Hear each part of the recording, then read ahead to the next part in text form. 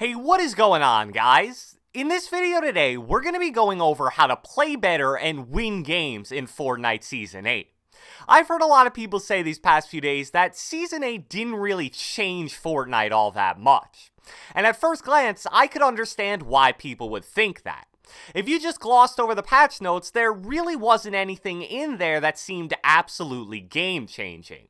But I can assure you that there are a lot of differences between how people are playing in Season 8 compared to how they played in Season 7. And if you can understand and adapt to those differences, it's going to make playing well and getting wins a lot easier. So without further ado, let's get right into it. Alright, so the first thing I want to talk about in this video are how the changes to the map have changed the way games are being played. And based on my experience so far, these changes to the map are a lot more impactful than what we've seen from the past couple seasons. They've changed the way that a lot of players rotate and generally have altered the common locations of large team fights. As I'm sure you guys know by now, the entire upper right hand corner of the map was totally overhauled at the beginning of the season. The main additions were Lazy Lagoon, Sunny Steps, the Giant Volcano, Risky Reels, and a few other interesting unnamed points of interest. One of the things that makes these additions to the map different than the majority of previous seasons is that they're all packed very tightly together. And yes, before you comment, I know Season 7 did the same thing with the new towns to the snow biome, but we'll get into why what we saw with Season 7 was different than what's happening in Season 8. When you add multiple interesting new towns right next to each other at the beginning of a season, it's going to drive a ton of player traffic to those areas. But that traffic usually doesn't last more than a few days, which is kind of what we saw in Season 7. I believe that was due to the fact that the new towns in that season, Frosty Flights, Polar Peak, and Happy Hamlet, were simply too far away from the center of the map. Nobody who lands Dusty Divot or Retail Row is going to want to make the journey all the way across the map to a town like Happy Hamlet. Therefore, after about the first week of Season 7, rotations and player traffic kinda went back to same old. Everyone would just meet up towards the middle of the map, and if you took a fight anywhere around Dusty Divot, and it lasted longer than about 30 seconds, you could expect to get 3rd, 4th, and maybe even 5th party. And if anything, it was even worse in Season 7 because of planes and the availability of zip lines in those super populated middle areas of the map. It's a big reason why 30 kill gameplays started popping up left and right, despite them almost being impossible to get in the first 6 seasons of Fortnite. However, I think it's going to be a different story in Season 8, and there's a few reasons why. First off, the points of interest added to the upper right-hand corner of the map are much closer to the populated central towns than the towns that were added in the snow biome. The 4 main central towns that you have to consider are Tilted, Dusty, Salty, and Retail. In an average match, probably about half the lobby lands in just those 4 towns. In terms of proximity to the new area, Dusty and Retail are both incredibly close, Salty is pretty close, and Tilted I would say is relatively close.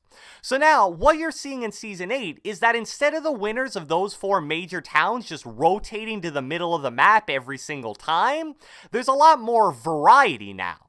People who land Retail, Dusty, Salty, and even Tilted are now going to likely head north towards the new area of the map. And that's important to understand if you're going for high kill games or wins. You need to be aware that the hot zone for engagements isn't just the smallish area between Tilted, Dusty, and Salty now. It's basically been extended by a decent amount towards the north. I actually took a few minutes to go into Microsoft Paint and throw together 2 pictures of what I mean by this. I think it highlights the difference between the most populated part of the map in Season 7 and the most populated part of the map in Season 8. So if you're going for wins, you're going to need to be very careful anytime you're in that orange circle that I just showed you. If you take a fight in that area and it lasts more than maybe 20 to 30 seconds, you better be prepared to get 3rd party. And if you're someone going for high kill games, you want to be continually patrolling that orange circle area and listening for fights that you can 3rd party. Plus, this all ties into another important thing that I want to talk about, the changes to mobility in the new season. 3 forms of mobility got vaulted at the beginning of Season 8. the plane, which we already knew was going to happen, the ATK, and the shopping cart. And to replace them, we got volcanic vents, the new pirate cannon weapon/item, and the volcano added onto the map is a form of mobility in itself. Now, I don't think any form of mobility could ever rival the impact that planes had on the game, but the new options are pretty decent. Volcanic vents are basically the equivalent of a launch pad placed on the floor that can't be destroyed. And as you'll see by this map on the screen of their locations, there's a ton of them in that new northeastern part of the map. You combine that with the center of the volcano, which is basically a naturally spawning rift to go, and you start to see why rotating to that area is actually a pretty inviting option.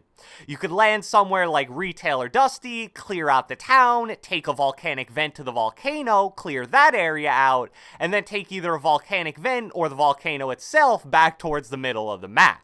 And the abundance of mobility in that area is one of the biggest reasons why I think the new area of the map is going to stay a hotspot for the entire season. Because of the planes in Season 7, people forgot how important it is to stay around an area of the map with naturally spawning mobility. You're no longer able to just get a plane within the first 2 to 5 minutes of a match and use that as your way of fast traveling the entire map for the rest of the game. And the final interesting form of mobility that was added was the new pirate cannon weapon/item. And I'm calling it a weapon/item because it can basically be used both ways. As a weapon, it honestly isn't very good. It's incredibly slow to move around, you're super vulnerable while using it, and it's pretty difficult to actually deal damage to players with it. But when it's used as a rotation item, it's actually a really interesting option. By getting inside of the cannon and firing yourself, you can actually get surprisingly far. Just by being on ground level at Dusty Divot, I was able to look straight up into the air and get to the river right outside of Tilted.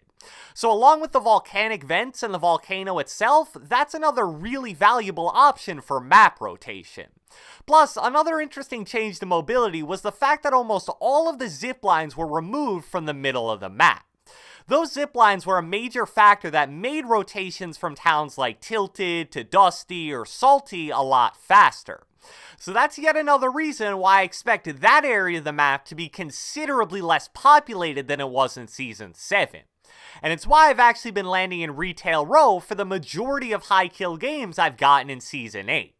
Granted, there is a challenge going on right now that involves searching chests in retail, so that's definitely a factor in the amount of players landing there, but I feel like it's so much easier to land there and then use the mobility near the volcano and Dusty to locate players and fights. And the final thing I want to talk about in this video are the super controversial audio sounds that were introduced at the beginning of the new season. Now, they did a bunch of different changes, but I would say that the two most notable ones are the increased volume of AR sounds and the changes to enemy footstep sounds. Now, I think that the new footstep sounds are actually pretty solid. I think that some players just aren't really used to them yet, and that's why they don't like that change. However, the increased volume of AR shots is simply way too loud at this point. I've seen a lot of videos online which show that if you're just fully auto-firing your AR, someone can literally break and replace a wall directly behind you and you wouldn't even be able to hear it. So as it stands right now, you can't over-rely on sound, especially in chaotic fights involving multiple players. And if you're someone that's just firing your AR fully auto, be aware of your surroundings. However, the good news is that we should be getting a fix for certain audio issues very soon. According to a direct post from Epic Games on Reddit, they're going to be altering AR sounds in an upcoming patch. The exact phrase they used is improvement to the standard AR sound so that it's not overbearing on the shooter.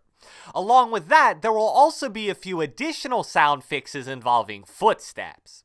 I'm interested to see if that all ends up working out because improved/higher quality sound is something that would make Fortnite a considerably better game. Because compared to games like Counter-Strike and a lot of other shooters, it's simply way behind in that category. They said they're trying to get these changes included in Update 8.01, which should be in about 2 to 3 days, so I guess we'll just have to wait and see. So, I hope you guys enjoyed this video, and if you watched the entire thing, be sure to let me know with a comment down in the comment section below. This video was about how to win in Fortnite Season 8, so I want to know. First off, what do you guys think about Season 8 so far? And second, how many wins do you guys have in the new season? Be sure to leave a like, leave a comment, subscribe, turn on post notifications, do whatever the heck you want, and I will catch you guys next time.